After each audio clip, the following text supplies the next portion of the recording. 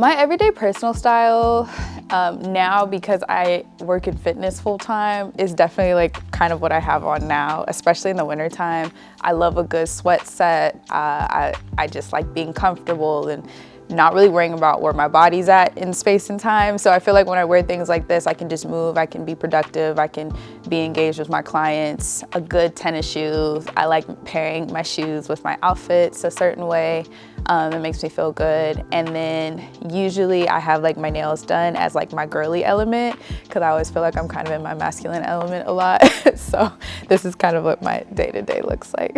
I'm definitely a big like Nike person, as you can probably tell by the fit, but I also like some like smaller brands that focus really good on like quality. And you know, there's this brand that's called Actively Black. It's like a Black-owned brand that makes really high-quality fabrics, and they're really comfortable. They try to promote high-quality wear, and so I like stuff like that, where I feel like I can move, but it's fitted, and it's not like even though this is baggy, it still has shape and it has a look to it. I like that the stitching comes down the middle. So like little things that kind of elevate your basic looks. I was actually born in Santa Monica, but like right after I was born, my family moved to New Orleans, and both my siblings were born there after me. So I lived in New Orleans for about 5 years. We moved back to California, and I spent most of my childhood being actually in South Pasadena. So I went to a private school for a little bit in like the Altadena area, but then came back for high school. Spent one random year in St. Louis, came back. My mom got this job with the Federal Court of Appeals. She's a lawyer, so, and she didn't want to be there for her whole term by herself, so we were like, we'll spend a year there, come back, spend another year back home. Then it was time for college, and I decided to go to the East Coast. So I went to Atlanta, Georgia. I went to Spelman College. I got my 4-year degree with a concentration degree. And I thought I was gonna be like consulting and doing all this kind of more very business side of stuff. And then COVID happened. And yeah, so I was working in New York actually at the time. So I got in a job, I was working in New York. I was working as a manager on the like corporate side for this hotel in Times Square. COVID happened and New York was like a zombie town and it was empty. And so my mom was like, just come home, let's figure out what's happening. The world was trying to figure out what's going on. So I came back to California, and with just like time and opportunity and kind of wanting to work better on my own health, fell into fitness and training. So yeah, so now I'm here full time. And yeah, and I started to run my own business back in like I guess technically I was an LLC in 2021. So now it's been almost 3 years of me building my business from there. I had gotten to a point with like work when I got out of college that it was just like all consuming. So I wasn't really taking time to take care of myself. So I had a job like right out of college, still in Atlanta. You know, everything was just like feeling heavy, and I wasn't really doing anything that kind of like put me in my body. Everything was very external. And so then I feel like I went to New York, and I had family there who were looking out for me, and they kind of were like, hey, let's figure out ways so you can like do things for yourself. So I got a gym membership actually at a UFC gym out there. Okay. Yeah, and because I've always loved doing this kind of stuff, so I wanted to still do that, but you know, focus on my fitness at the same time and change up the way I thought about food and fueling my body. And so I really got into it, and then I got nervous when COVID started happening because I was like just picking it up, but mom was like, there's no reason you can't do things on your own. So I just started like running outside. I'm not a runner, I don't run anymore.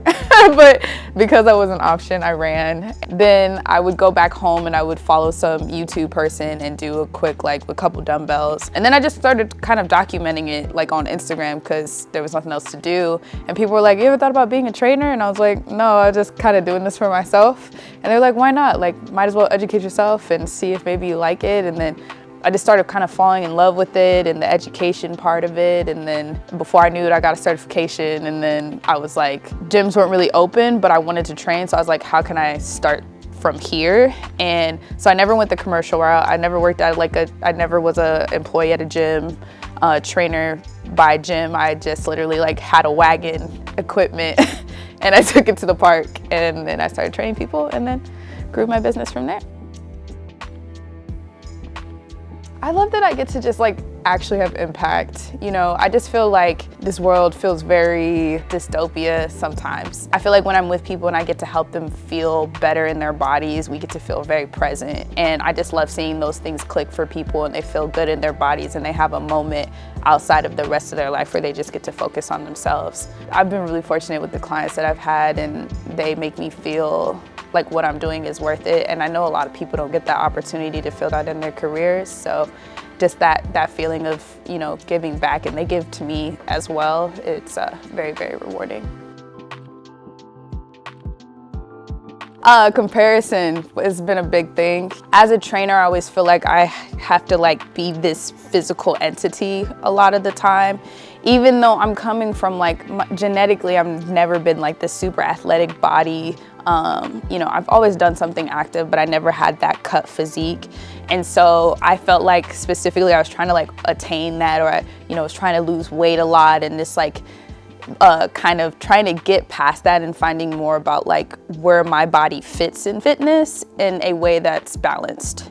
So yeah, comparison has been probably the biggest thing that I've had to get over. The weights are easy. They'll move with you if you let them.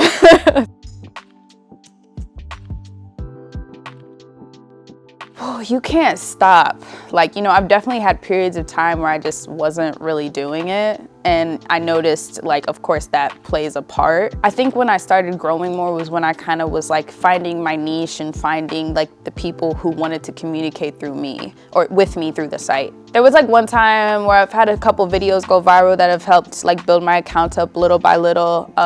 Weirdly enough, COVID did help because people were on their phones a lot. So when I started doing fitness, I had like more eyes that had access to me, if that makes sense. And so I think that definitely helped build my brand as well. And then I try to keep my people in the community around, and we try to like post each other and support each other, and keep one another's content engagement out there for others as well. So I think that has helped grow my business as well, but I'm still trying to keep building and hopefully get to a good place one day.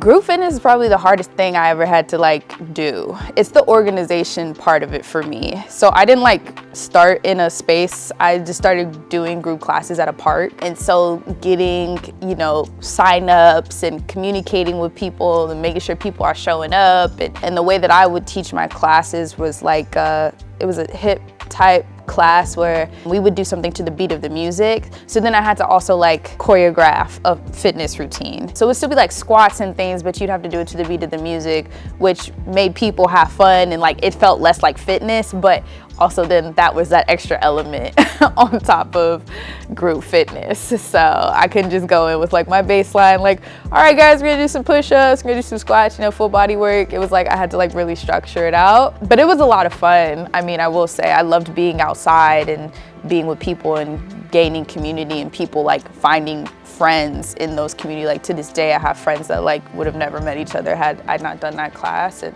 they're still friends to this day. So it's cool to like see a community outside of like just a gym space.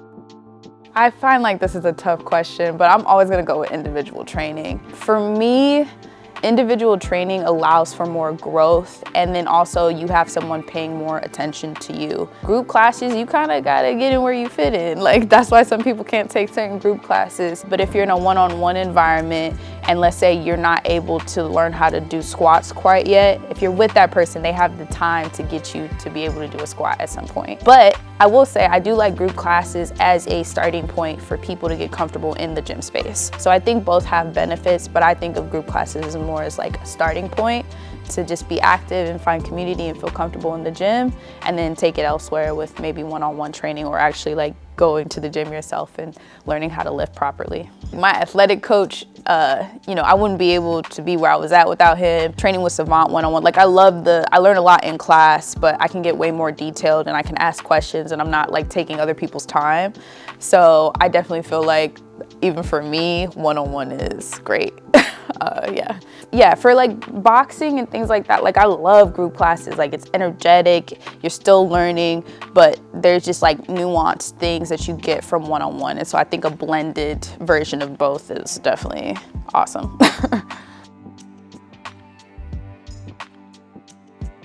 I didn't know if I was gonna do kickboxing or boxing when I first started, to be honest, because I was doing those classes at UFC, and I had grown up doing Hapkido when I was younger. So I thought I wanted to like use my legs. Everybody was like, you got strong legs, like, you know, whatever. And then for some reason, when I got to Fight Academy, I just like fell in love with just using my hands and like the footwork. I think it felt more like dancing to me. And because I have a dancing background, I felt that kind of connection. Kickboxing didn't feel as much as dancing. I don't know why, but it didn't have as much flow to me in my body. I loved it, but it was just like, I don't know, boxing just like clicked for me a little bit more, which I was even surprised about. Actually, kind of funny how I got into Fight Academy. My best friend, Matthew, he told me to come to Fight Academy when the gyms were starting to open back up, and then I ended up coming more than him, and now I'm here more because he's also in the military now. But yeah, so ever since Matthew kind of introduced me, I think like me and Savant clicked. Everybody here,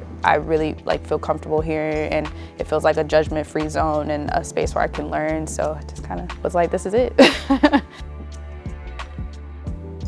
I enjoy that it's a mental game as well as it's a physical game. I've noticed something about myself. I like a challenge. Like even if sometimes I'm in the moment, I'm getting frustrated, I just know that I'm learning from that. You know, it never feels easy. It always feels like I have to dig deep, you know, and you don't really get to learn to do that in other spaces. I feel like sometimes with work, at least things that have happened for me, I learn the flow, I learn the system, I learn the pattern, and I can just do it, you know, and then I'm like kind of bored. With boxing, I felt like you learn things and you get better, but like you can always be better.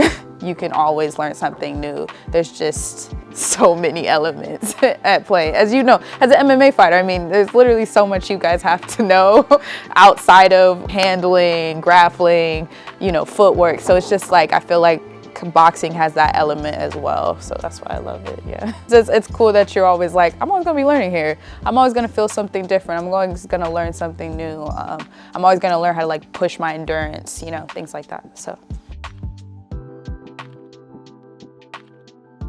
Actually, my first sparring experience was when I did Hapkido. So yeah, I actually got into the sparring space. I was actually really good. So boxing was way different. You know, the point systems were different.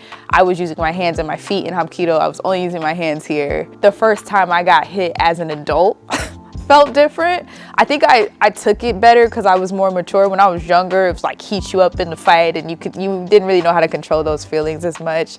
But I feel like when I got older and I got hit in the face for the first time, I was like, I can handle this and I can stay in the game a little bit more, but it still feels nuts. Like I tell people all the time, I was like, I literally like go to class to get hit. Like it's a weird concept.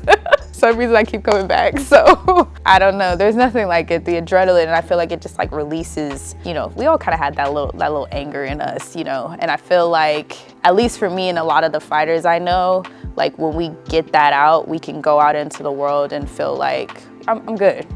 Like if somebody does approach me, it would take a lot for me to even get to that place that I was in class, you know, and I wasn't even going, in class you're not even going too crazy unless you're prepping for a fight. So I just feel like it really teaches you how to like keep your calm, know what you have, and like you don't have to prove anything. Find someone who is a pro, you know? You don't want to spar with someone who's also, it's their first time sparring. I wouldn't, if you're scared, I would say. Because what happens is the person who's already matured in that space knows not to go crazy on you, but can still challenge you in a way that like, you feel like, okay, I'm learning from this. I'm not just getting beat up. Somebody's not just wailing 10 punches on me and then I'm just like, all right, I'm done. I don't want to do this. So find someone who has some maturity in the sport and then ask them to like work with you and learn with you and point things out, and I feel like it'll make you more confident to keep sparring. It's the new person that's hyped and amped and they're just like, I just want to prove a point. It's like, don't go with that person first. At least that didn't work for me. I was way more comfortable working with Savant, even if he bopped me upside the head a few times. He never did it in a way that like I felt like my, you know, brain was getting rocked to the left or something. So it's like, it worked in a way that I was learning, oh, I had my hand down there. I could notice my mistakes instead of just feeling like I was just like getting beat up, and then I'm like, okay, what did I learn from this besides the fact that I feel like I suck now? Cardiovascular endurance, top notch. I went to my primary care doctor to get a physical. My oxygen levels are amazing, so that was good. I'm assuming boxing helps with that. Boxing helps you feel confident. I don't really walk through the streets like, you know, my shoulders down. I'm always have my shoulders back. I feel good, I feel powerful, I feel confident. I think that just comes from like fitness in general. Like it's really hard, like when you get into that space, not to hold your body upright after you just put all that work into it. And I feel like boxing definitely teaches you that. Like if you get punched and punch somebody back, you're like, I'm good in the streets, you know? Like, and so I feel like boxing has taught me a lot about confidence, also about humility. I've lost fights and, you know, I've had good sparring rounds, but all of it like makes you just kind of reflect on yourself. Know that like you're always coming back to learn more and that you're not the best. Like it's hard to be always the best, you know? So yeah, I think it teaches you a good place to just like feel like you're part of something without being the best, or like you don't have to be this godly element or nothing, you know? So it feels good to have that feeling. Go to therapy, like right now. Like don't be afraid of talking to an unbiased person about what you're going through. The only thing that talking to someone and learning about yourself is gonna do is elevate you. Yeah, I just wish I had known that when I was younger. I tried it and I kept pulling it back and not doing it, and then actually like right before COVID was happening is when I really got into therapy, and it just like changed how I interact with people, how I have patience with myself and other people, and I think it really helped me be able to even just like think to have the confidence to start my own business. Or even if it's not a therapist, like find someone you can confide in and learn through. And there are many spaces to do that. I just know for me, therapy was that. Yeah. Thank you.